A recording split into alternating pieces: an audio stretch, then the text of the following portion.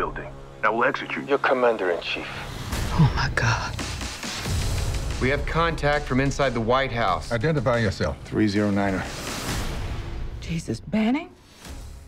Peter, there's a lot in Paul's interview there about how retrogressive this is and harking back to the 80s action star. Is that a positive thing in this case? I didn't find it particularly positive. I kind of wanted to like it. It's one of those films which are sort of so bad it's bad, really, quite frankly. I found it harked back further than the 1980s. It was more like the 1970s or the 60s or 50s, that it was real Red Scare stuff.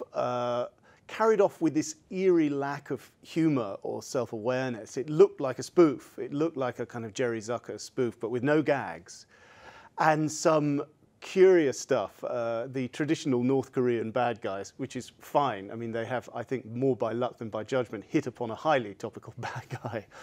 But if I was a South Korean, I wouldn't know quite what to think of this movie, which implies that the South Koreans, because of their racial similarity to the North Koreans, are themselves a very, very considerable security risk.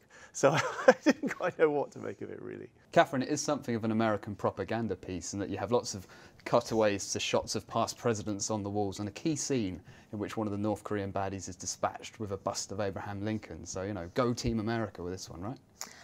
Yeah, I mean, I suppose it's your classic kind of post-Oscars thing. You know, we had Lincoln with all its subtleties and nuances and all that, and now you've just got Lincoln's face on a North Korean.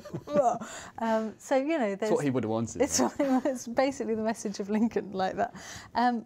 I mean, you know, it's I don't know. It's not complicated politically. It's not interesting politically. I disagree with Peter in that it doesn't have any humour. I mean, there's quite a lot of great lines. There's that fantastic one where Butler's on the video link to the North Korean leader, and he says, "Why don't you and I play a little game of fuck off? You go first," which is going to be used a lot in future. Yeah. I'm absolutely prepared to concede that's great. I just don't understand it. How does he put himself at a disadvantage by saying fuck off first? I don't get it. Well, he's got in this, like, you know, you're it. Oh, I see. Which is pretty cool. It's working on levels, this film. It's metatextual, the game of fuck off. I apologise for my obtuseness. It interested me, Aaron Eckhart's character in this. He's almost like a damsel in distress, which for a double-header, you know, two action guys coming up together, he doesn't do much action. No, he's a massive pussy in it. I mean, and whereas Gerard Butler is the man, and even at the end, he sort of, you know, he helps him out as if Eckhart is the sort of, you know, lady to be saved. I mean, it's quite almost homoerotic, but they obviously have to have their lady loves foregrounded earlier. I mean, it's a film about the fallacy of compassion. There's several. It's true.